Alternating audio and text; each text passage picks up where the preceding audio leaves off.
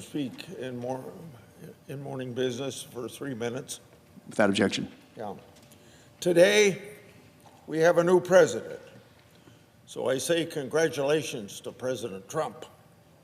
As we turn a new page from one administration to another, we can put a contentious campaign and all the negative rhetoric behind us. There will be plenty of time for arguments.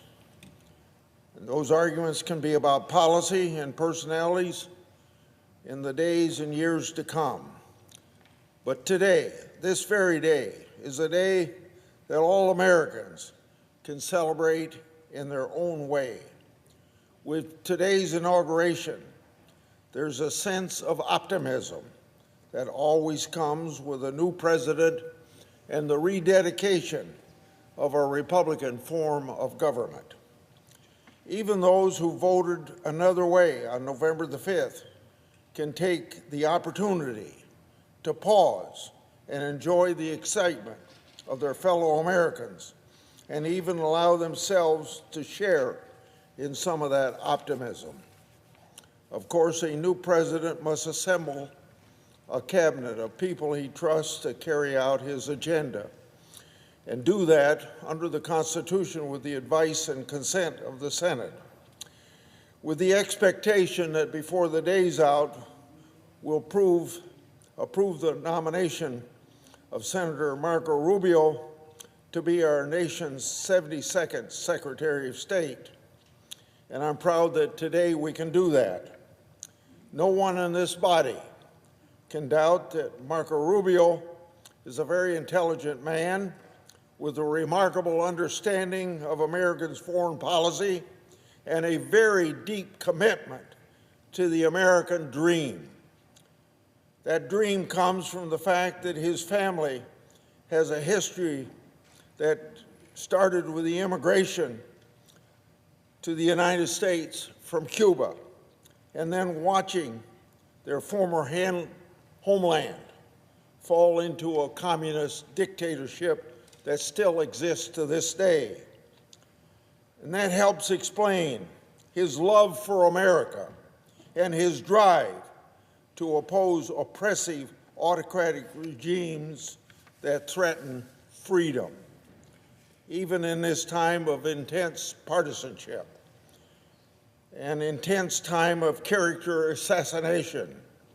I expect Senator Rubio will receive an overwhelming vote for his confirmation. His colleagues know his talents and his character firsthand. I expect most, if not all, of my colleagues will vote based on what they have seen with their own eyes rather than blind partisanship. I look forward to Marco Rubio continuing his passionate defense of freedom in his role as our next Secretary of State. I yield the floor, and I suggest the absence of a quorum. Clerk will call the roll.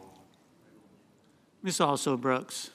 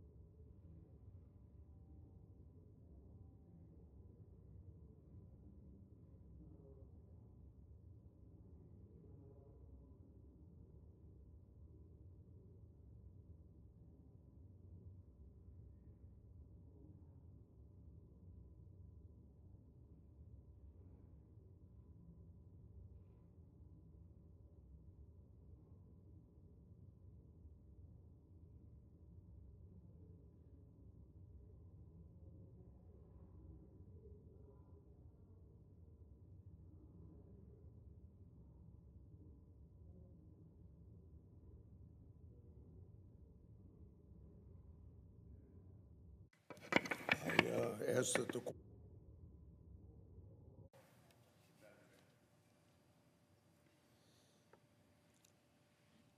last week, Mr. President, last week, you heard me speak in support of Lincoln-Riley Act, the vote that we're going to have later this afternoon. Today, I'd like to discuss a related bill called Sarah's Law. Sarah Root was a young woman from Iowa who had a bright future ahead of her. Her life was tragically cut short just one day after she graduated from college with a 4-point grade point average. She was killed when an illegal migrant who was street racing while heavily drunk crashed his car into this Sarah Root while she was stopped at a red light. In an outrage of justice, this illegal migrant was released after his arrest. Sarah's Law requires immigration authorities to detain criminals responsible for a death or a serious bodily injury. Illegal migrants shouldn't be here in the first place. Everybody knows that it's against the law to enter the United States without our permission. Even so, if they come here violating our law, they hurt and kill an American, the federal government must prioritize their detention and deportation.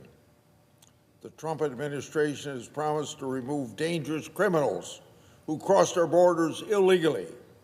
Sarah's Law will support these efforts. I'd like to thank my colleague, Senator Ernst, for her long and tireless efforts to get this bill passed. Senator Ernst first introduced Sarah's Law almost a decade ago, and I was proud to join as an original co-sponsor and co-lead this effort. Since then, she has reintroduced the bill with each new congressional session.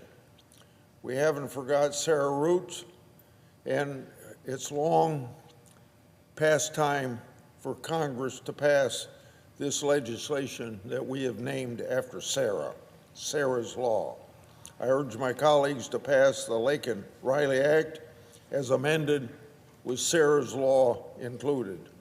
I yield the floor and suggest the absence of a quorum, and I don't need a copy of it. The clerk will call the roll. Ms. Also Brooks.